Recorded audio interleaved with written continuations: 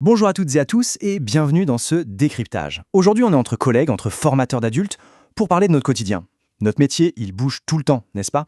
Et on se pose tous la même question. Comment vraiment innover avec le numérique dans nos formations? Parce qu'on est bien d'accord, rajouter 2 ou 3 écrans au fond d'une salle, ça ne suffit pas à transformer notre ingénierie pédagogique. Pour y voir plus clair, on va s'appuyer sur des travaux passionnants issus du laboratoire pédagogique des CESO. L'idée, c'est vraiment de déconstruire nos habitudes pour voir comment on peut réinventer nos pratiques. Alors, au programme aujourd'hui, on va faire un petit saut dans le temps de l'Antiquité au numérique, revoir rapidement nos théories d'apprentissage, explorer l'espace de formation flexible, ouvrir la boîte à outils numérique, et enfin, on parlera de nous, avec les postures du formateur. Allez, on attaque tout de suite avec notre première partie, de l'Antiquité au numérique. Regardez bien ça, c'est assez fascinant. D'un côté, on a une scène de la Grèce antique, presque 500 ans avant notre ère. Des élèves, des tablettes de cire, de la musique, bref, du classique.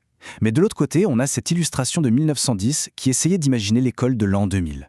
Et qu'est-ce qu'on voit? Une machine qui broie littéralement des livres pour injecter le savoir directement dans la tête des élèves avec des câbles. C'est fou, non? Ça nous montre un truc hyper important.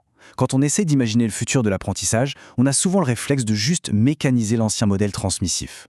Mais la vraie innovation, c'est pas juste de brancher des câbles, c'est un saut conceptuel beaucoup plus profond. En fait, si on prend un peu de recul, l'innovation de nos supports de formation, c'est une très longue continuité. C'est pas une rupture qui nous est tombée dessus d'un coup avec l'ordinateur. Ça a commencé il y a 2 millions d'années, avec la parole. Puis le dessin, l'écriture vers 3300 avant Jésus-Christ. Ensuite l'imprimerie, qui a tout changé au XVe siècle. Puis la radio, la télé au XXe, jusqu'à nos tablettes et nos réseaux actuels. Ce qu'il faut vraiment retenir de cette évolution, c'est que chaque nouvel outil vient redéfinir comment le savoir circule, oui, mais notre besoin fondamental humain de transmettre et d'apprendre, lui, il reste exactement le même. On passe à notre deuxième point, les théories de l'apprentissage. Et là, vous le savez aussi bien que moi, ces théories, c'est pas juste de la littérature, c'est ce qui façonne concrètement ce qu'on fait en salle. Pendant des siècles, le modèle transmissif a dominé. Le prof parle, l'élève écoute. Ensuite, on a eu le behaviorisme avec Watson, où on cherchait surtout à modifier un comportement. Puis le cognitivisme. Mais la vraie révolution pour nous, en formation d'adultes, c'est Piaget, et surtout Vygotsky avec le socio-constructivisme. L'idée géniale que le savoir, on le construit, et surtout, on le construit avec les autres. Et aujourd'hui, avec le connectivisme de Siemens, apprendre, c'est carrément créer des connexions, naviguer dans des réseaux. En gros, la théorie que vous avez en tête dicte littéralement le design de votre formation. Ce qui nous amène à notre troisième partie, l'espace de formation flexible. On a tous animé dans ce genre de salle, les bons vieux bureaux en rangée d'oignons ou le fameux fer à cheval. Le problème de ces espaces, c'est qu'ils imposent une pédagogie. Ils forcent un modèle descendant. Tous les regards sont braqués sur nous, le formateur. Alors, si on veut juste passer de l'info, ça marche. Mais si on veut mettre en place ce fameux socio-constructivisme, faire collaborer nos stagiaires, physiquement, la salle devient notre pire ennemi.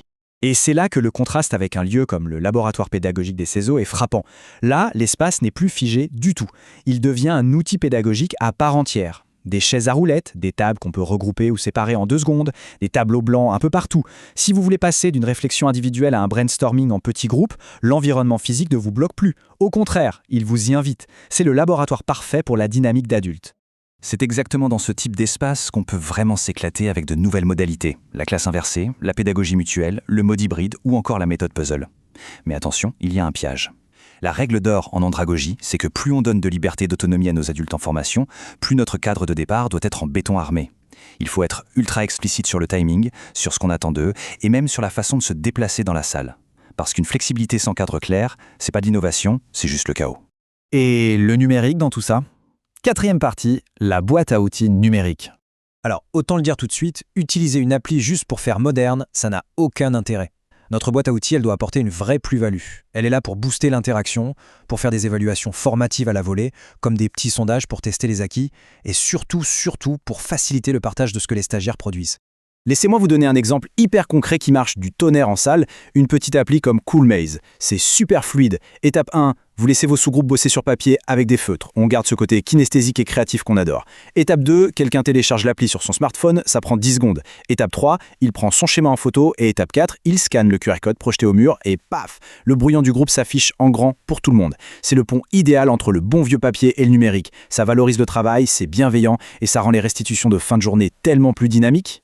Ce qui nous mène logiquement à notre dernière partie, nos postures de formateurs. Parce qu'au final, la vraie clé, c'est nous. C'est notre capacité à changer de posture. Beaucoup d'entre nous ont été formatés sur une posture de contrôle. Vous savez, ce planning minuté à la seconde près où tout le groupe fait exactement la même chose en même temps. Mais avec des espaces flexibles et du numérique, le contrôle absolu, c'est mort. On doit lâcher prise et glisser vers ce qu'on appelle la posture d'accompagnement. Ça veut dire intervenir seulement quand c'est nécessaire, aider un individu ou un groupe spécifiquement sur un obstacle qu'il rencontre. C'est vraiment ça l'empowerment, le fait de rendre nos adultes acteurs de leur formation. La chercheuse Dominique Bucheton a d'ailleurs identifié d'autres postures, et franchement, on s'y reconnaît tous. Il y a le fameux surétayage. On l'a tous fait, souvent, quand on manque de temps ou sur un sujet complexe, on finit par faire le boulot à la place du stagiaire. Il y a aussi la posture du magicien, celui qui fait un peu le show pour captiver son monde avec de grandes phrases.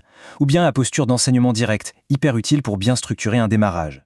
L'idée, ce n'est pas de dire qu'une posture est mauvaise, mais d'être conscient de notre posture par défaut pour pouvoir jongler entre elles selon les besoins de notre groupe.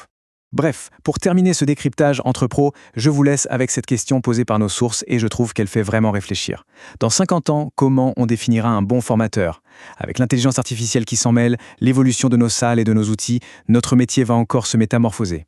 Mais la réponse, au fond, elle ne sera jamais dans l'outil lui-même, mais bien dans la manière dont on choisira d'accompagner l'humain.